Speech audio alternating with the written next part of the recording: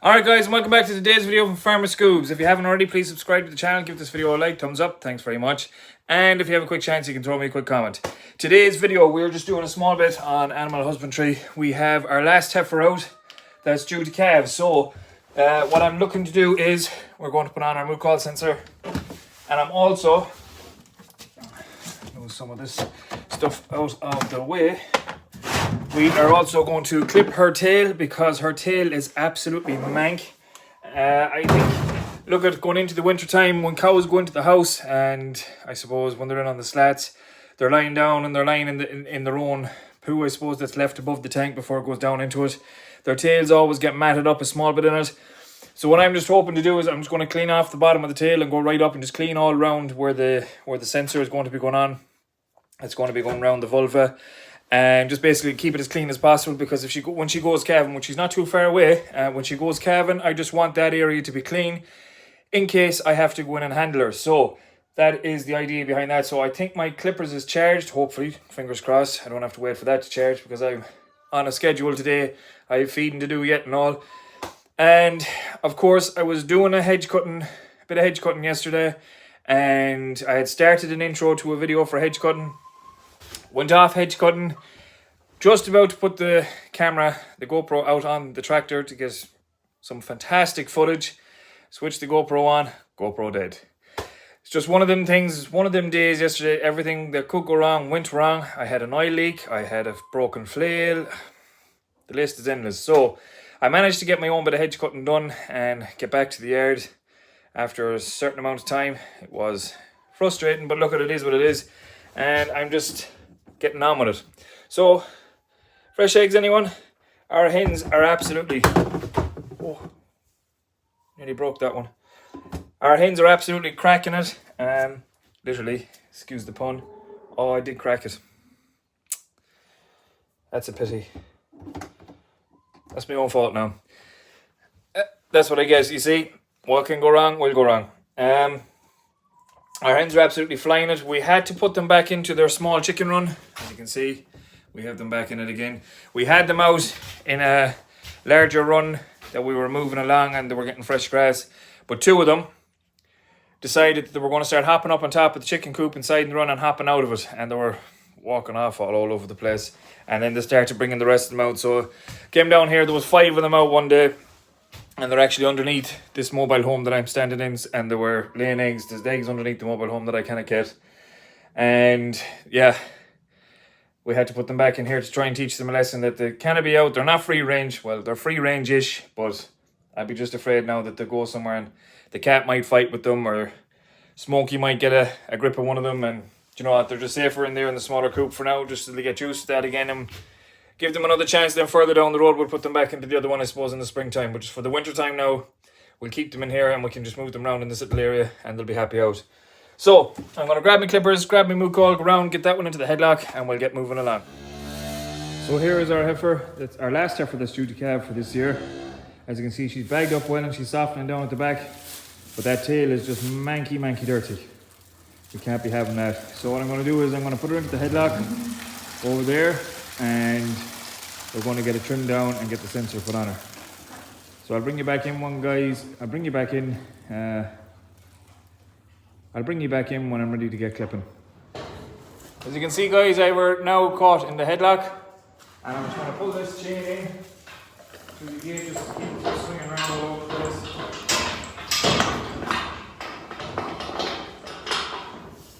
We could do with some lights in the situation.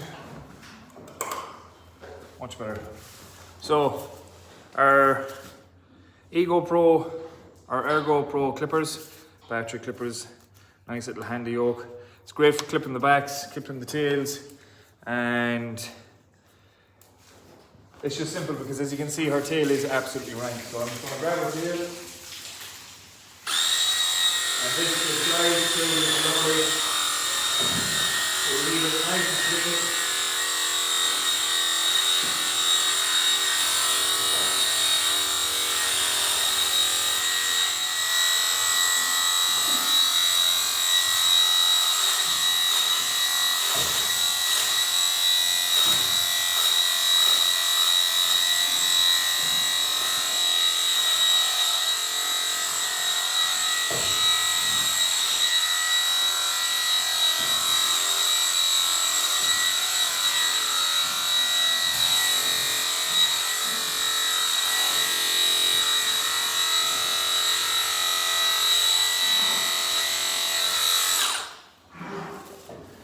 Simple as you like. There's no hard craft to it. And it looks, just look at the difference on her tail now. Her tail is absolutely spotless. And going forward, any animal that does calve here, they're all done the same way once, either before they calve or after they calve. And what it tends to do as well is when they're pooping and they don't lift their tail up enough, the poop just runs down off their tail, so that when they let their tail swing back in, it just falls off. It stops the bag, their milk bag or their udders, or their teats and things like that from getting dirty, so that when the calves are sucking on them, that it's not contaminated with feces. That's the way you want it. You just want it as clean as possible. So that's spotless, and as you can see now, her bag wasn't dirty anyway, even with her tail dirty. But as she would have been going in on the slats again after she calves, after about 2 to 3 weeks, and her tail would have been dirty. I noticed the back of the one that calved already, her bag and her tail is clean. Her bag is still a small bit dirty from the back, but that's just literally just the tail smacking off the back of it.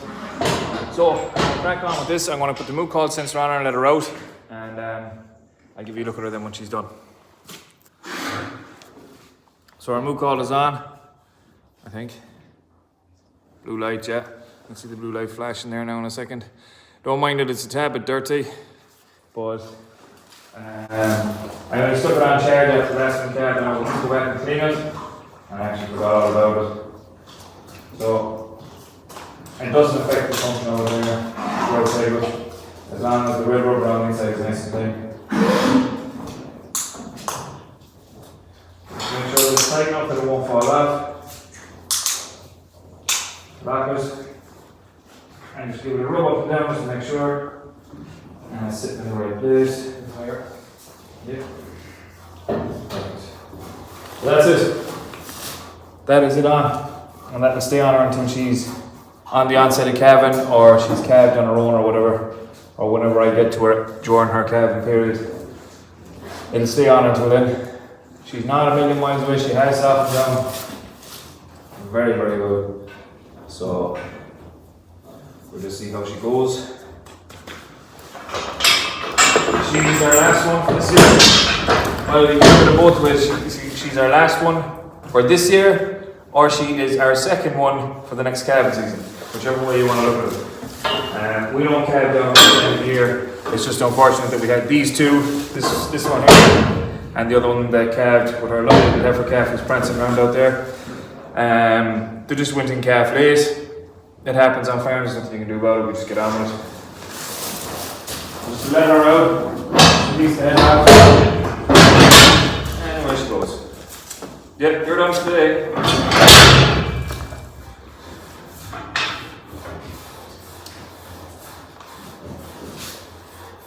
There you go, you're done. As I was saying to you, she has softened down immensely. I'll show you now in 1 second.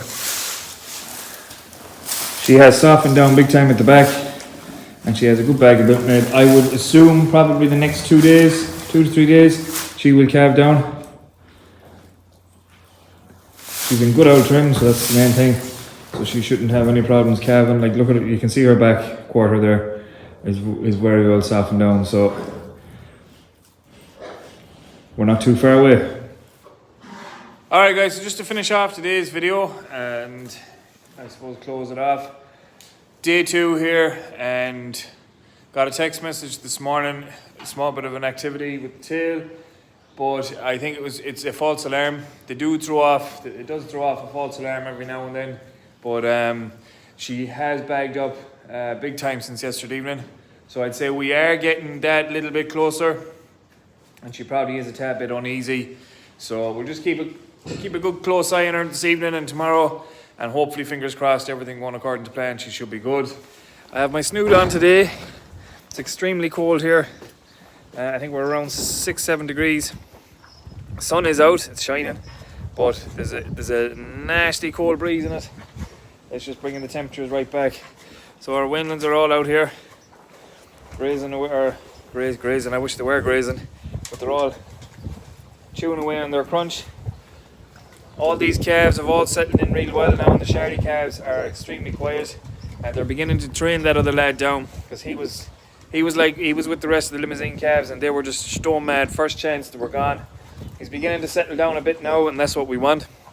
As he will be coming out of here in the next 2 weeks-ish with the 2 bulls, and there'll be straw bedding them. And that's where they're going to be for the winter time. Actually, that's something now I meant to throw out there. Anyone that's buying straw this year, that's purchased straw this year, you might throw in the comments around the prices that roughly the people paid for straw and the location they got it in. I'm on the lookout for maybe 10 to 15 bales of straw. There is some bales available in the west of Ireland, and just wondering what sort of prices people are paying at the minute. I have been quoted €47 a bale for a bale of straw. Absolute ridiculous, because when it comes here at €47 a bale, I'm going to have to turn the camera here a small bit. It comes here at €47 a bale, and then on top of that, I'm actually wrapping that too, because we actually store our straw outside on pallets. So it'll probably cost another €2.50 to €3 a bale just to wrap that, then to leave it outside. So I'm looking to get bales of straw a hell of a lot cheaper than €47 a bale, because that's bringing it up close to €50 a bale. 10 bales is €500. That's an awful lot of money for a bale of straw. So just going forward, if anyone knows of anyone, I suppose in the Connacht area, that's selling bales of straw for anything cheaper than €47 a bale, stick it in the comment section below. Straw is expensive this year. Hay is colossal money. I've heard people paying upwards of €50 a bale for a bale of hay. I don't know where the value is in it, to be honest with you. If people are having to pay €50 for a bale of hay, it's time just to start thinking about, Jesus, maybe now it's not worth doing that. You can buy a bale of silage now for around 25 to €30, or maybe a bit less if you're buying last year's stuff. Or I suppose maybe a bit wet silage. Wet silage would be a small bit cheaper as well. People have this fussy idea of, can I give bad silage now to animals, or can I give wet silage to animals? They're going to eat it the same way. Wet, dry, it doesn't matter. This stuff is last year's silage, and it's looking a small bit damp on the camera, but that stuff is it's bone dry. It's the driest silage that we've made here in a long time. The camera literally does it no justice. That is bone dry, and it's chopped grass, like it's chopped silage.